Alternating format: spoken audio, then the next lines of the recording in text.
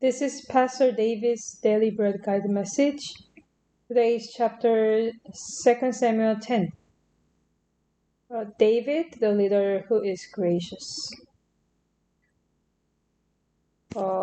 Today's chapter can be explained with the keyword grace.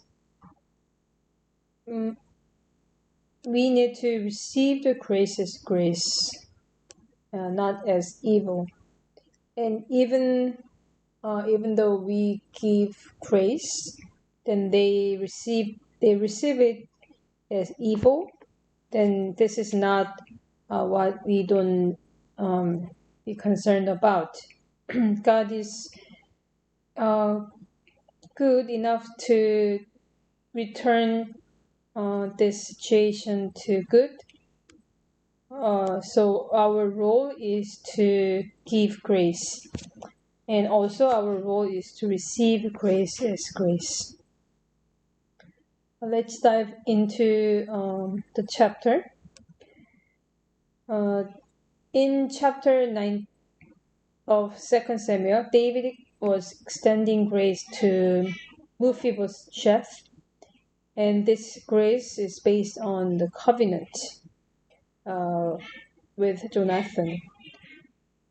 And this is David's goodwill in inviting Mephibosheth, a man of 2 dimes, to the king's table. David is grieving over the death of Nahash, king of Ammon, remembering his favor to David and sending an envoy. And this Nahash favor, this is also can be explained as Hesed. And Hanun, the son of Nahash, is received by his fellow servants and brings shame on David's envoys. When grace is not received as grace, it causes resentment and eventually war. If we do not receive grace as grace, we will be judged. So there is a comparison between chapter 9 and 10. Chapter 9, blessing of Mephibosheth, the one who receives grace. And chapter 10, on contrast, the curse of Hanun, the rejecter of grace. Let's read verse 2. David thought, I will show kindness to Hanun, son of Nahash, just as his father showed kindness to me. So David sent a delegation to express his sympathy to Hanun concerning his father. This is David's good intention, to give the grace to Hanun. So it's very important to have the attitude of accepting grace as grace. On verse 2, there is no political intention of David. It's just mourning Nahash's death and sending condolences, and also extend his grace with a pure heart to his son Hanun. But verse 3, it says, the Ammonite commander said to Hanun their lord, do you think David is honoring your father by sending envoys to you to express sympathy? Has David sent them to you only to explore the city and spy it out and overthrow it? So this is the Hanun distorting the grace of David. Ammon considers the condolences as biases.